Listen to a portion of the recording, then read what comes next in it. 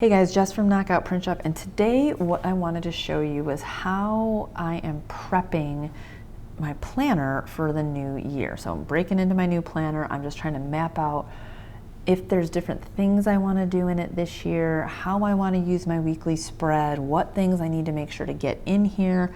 I'm taking a little different approach than I have in the past. So I'm going to show you the same setup in my Makse and my Inkwell. These are actually both the vertical planner. As you know, last year I almost totally used the horizontal. I think around February or March of, no, I think it was February last year, I could not get in a groove with the vertical, so I went to the horizontal, which I never thought I would do, and I really enjoyed the horizontal. But this year I may start off with the vertical again and see how it goes. So I've mapped out how I think I'm going to use the space in the planner and some stickers I think I'm going to use. And we'll see. Maybe I'll try it for a few weeks, and if I'm like, oh my God, I can't do this, I have to go back to the horizontal, I'll regroup. But I thought I would kind of show you how I am doing this year. Okay.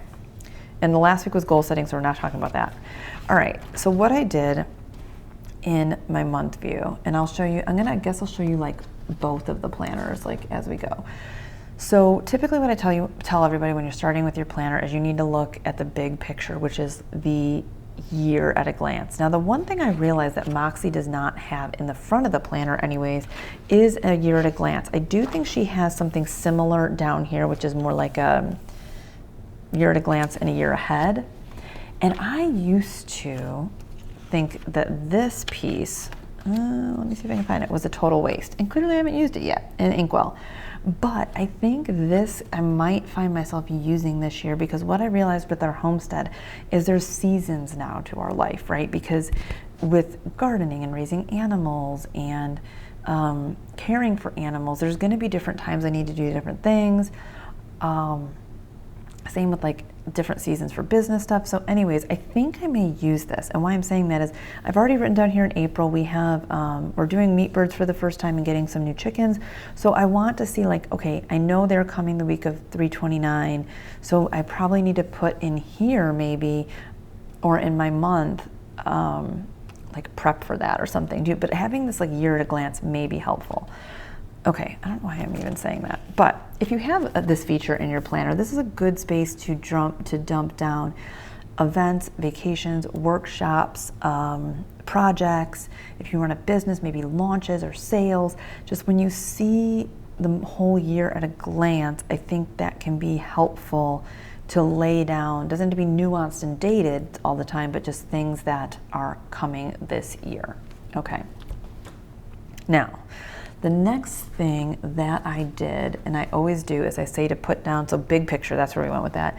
This is birthdays, anniversaries, events, workshops, travel things, blah, blah, blah. So the first thing I typically do is I will go through and put down big things. I don't even know, as I'm saying that, I didn't even do that in this planner. Usually, this is the beginning process.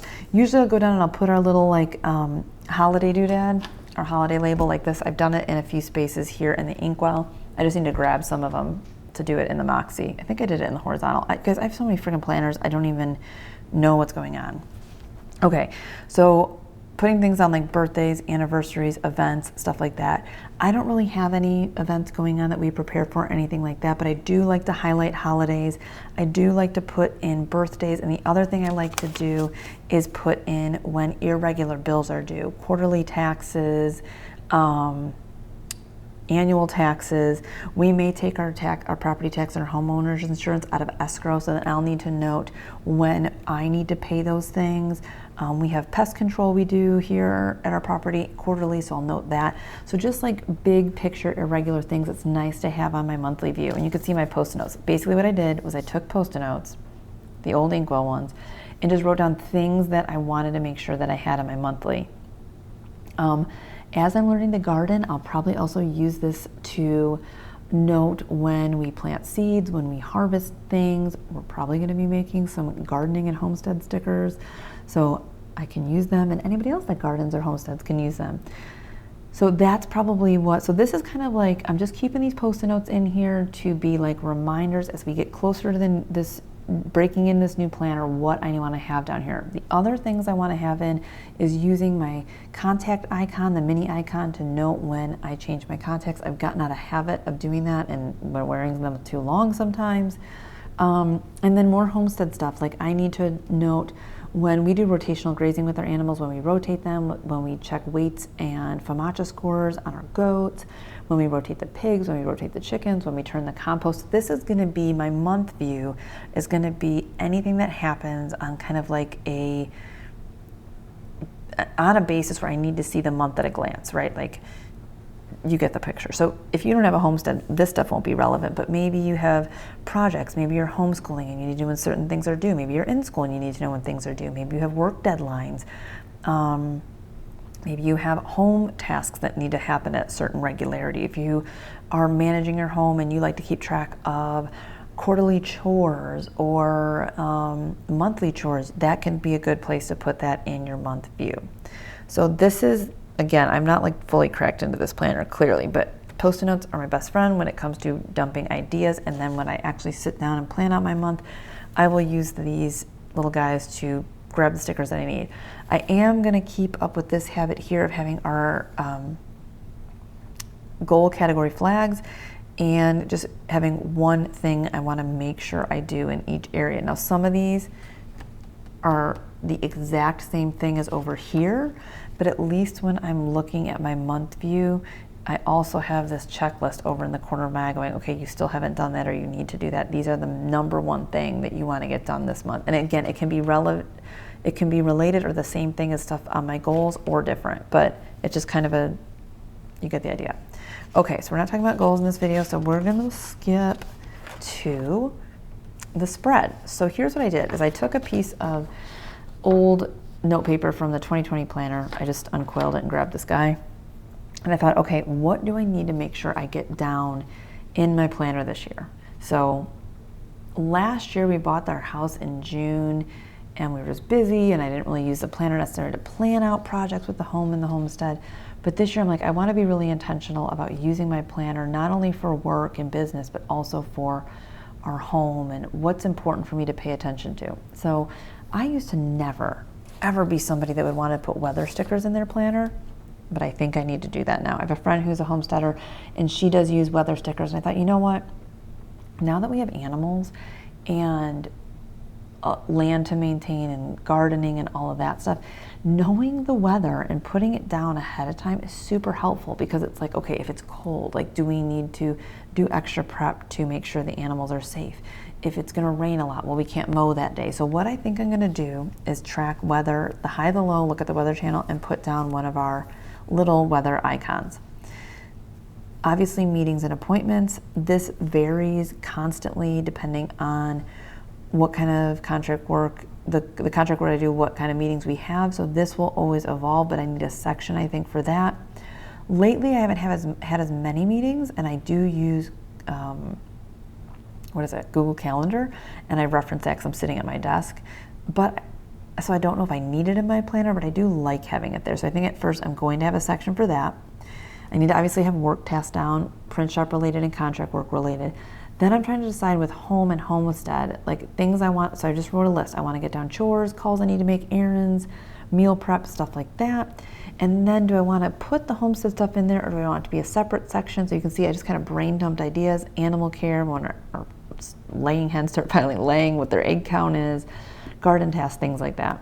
Meals, I think I want to play around with putting our lunch and dinner back in my planner, just so I can take went back to having like a little weekly menu planner sitting on our kitchen table so that Matt and I both can look at it and we can make sure we're on track. But since I'm not always looking at that, I might also transfer that into my weekly so that I can see if there's prep work I need to do, feed our sourdough starter, make a salad dressing, anything like that. So I might put that back in, and then I just put the habits that I'll probably track. All 6 of these habits, there's 7 available on this planner. These are all automated that I do regardless, it's just a checklist, and then the 7th will be the new thing, like the thing that actually need work. Okay. All right, so this is my little brain dump. And then so far what I've done, I have not put stickers down. So you're like, well, Jess, what are you showing us? I use Post-it notes to kind of map out where I think I'm going to put things. So like I said, what I envision is putting a little weather icon, you know, whether it's sunny, the rainy one, whatever, and then the high, the low in this little section here. I wish, maybe next year she'll do it where she doesn't have this blocked in. I kind of wish this was open somehow, but in lieu of that, I think it would make a good spot to put the little weather icon and the temperature. So I foresee using these for that. Then I foresee the next section being some sort of meeting section. So I can either use our mini little Zoom icons, because most of my meetings are Zoom related. Depending on how many I have, I could make it like a single section that I just kind of do like I've done in the past. Let me show you. I know this isn't quite as informative as like seeing it live, but I'm just kind of showing you my just brain process. So I could do something more like I've done in here, where I have like a list of them encapsulated with, let's see, you know, something like that, like where it's a list with one icon representing multiple meetings, or if it's only one meeting, I can use one. Or I even thought about using, which I didn't grab, our appointment labels. I think I have some of those in the beginning of the year. Yeah, so I could do something like this where I just use appointment labels if I only have a few meetings. So I'll have to see where the load, like how much time sensitive stuff I have, but I imagine having a small section for that using some form of these kind of stickers. Then probably for, okay, I only grabbed this. No, I have these. Probably for, I'll need a work and a home section. And I think for that, I prefer individual checkboxes, whether it's the dots, the squares, the hexagons. I don't like having to stay in the confines of having our checkbox strips. I like those sometimes, but then when I don't have as many tasks, or I have more tasks than that strip allows, it drives me nuts. So I think I'm gonna keep my list pretty concise and maybe use 2 to 3 tasks a day for a work section and a home section.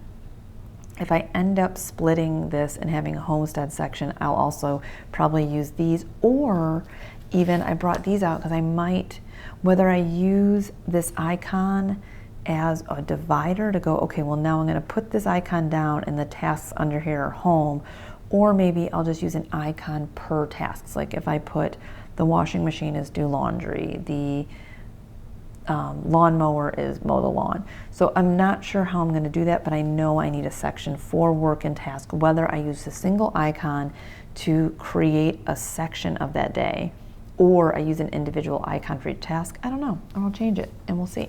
So there's that.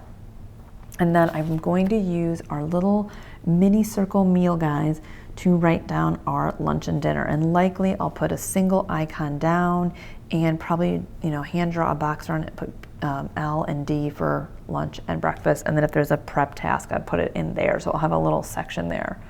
And even though it looks like there's a lot of sections, these sections will be small. They're not going to have like 17 million things in them. And then what I wanted to use, I think this section down here for, which is intended to be like a gratitude section, I'll probably use that as my daily highlight and maybe put a star over the heart or something like that. And from our bullet journal stickers, and I think you use that as our highlight section. Right now I'm doing that in my month view for my 2020. I'm putting the highlight in each month, but I have different plans for how I'm going to use my month view, so I don't want to clog that up with also a highlight. So we'll see. I do like having the highlight on here so I can see everything I did it's like a little journal page. So we'll see how I feel about having it back on the weekly versus on the monthly, but that's the initial plan. The other thing I'll probably use is start using weekend headers. I don't do much on the weekends that warrants using my planner, so I'll probably throw one of these guys down, and I may use our, I think these are the right ones. Are these for the horizontal? No, these are for the vertical. Are they? Are these the horizontal ones? Anyways, divider strips. I may use divider strips potentially to divide the planner into sections. We'll see. As I'm looking at it right now, there's quite a few sections, so this might get a little bit crazy with too many divider strips. So I haven't figured that out, but I think these could potentially come into use. And then I grabbed these guys too, the little mini flags, because I thought, well, maybe I can put a mini flag down and call that meetings, and a mini flag down, and that could be the way I divide things. So you're still looking at a blank piece of paper, but you're getting an inside look at some ways you can start to kind of plan at least what things you need without putting a sticker down. You can put some post-it notes and go, okay, I need a little bit of space for each of these categories. For me, the other thing you could do is like photocopy these pages, or I think Makse may have a printable where you can like test these pages out, and probably I should have done that so I could do a fake layout, but I clearly didn't do that. So what I'll probably do my first video in January is show you if this actually laid out this way, and we'll see how I do with doing the vertical. Like I said, for the past probably 10 months, I've been using a horizontal, so this is going to be an adjustment again. But I imagine my goal is this year is to be much more concise and focused with my daily tasks, and to use my planner for home and homestead stuff too, which I wasn't really doing quite as much this past year in the horizontal. So that's what I foresee this looking like. So let me just show you what it maps out as in the Inkwell as well. So if I were to use the Inkwell, the same concept is going to be kind of used. So I grabbed the stickers I thought I would use here so you can see. Okay, so here's the Inkwell. Can you see it? There we go. So they already have obviously in here these divisions, so it's a little bit easier if I want to work within the confines of these. I will likely use the strip cover doodads because I hate the words on the side. And then because of that, I think I'll have two options. I'm either going to do a custom cover strip that says like meetings, work, and home, because right now I have it with the company, the contract work I do, knockout print shop, and I have the time in the middle, but I don't have a ton of meetings right now, so I don't want the bulk of my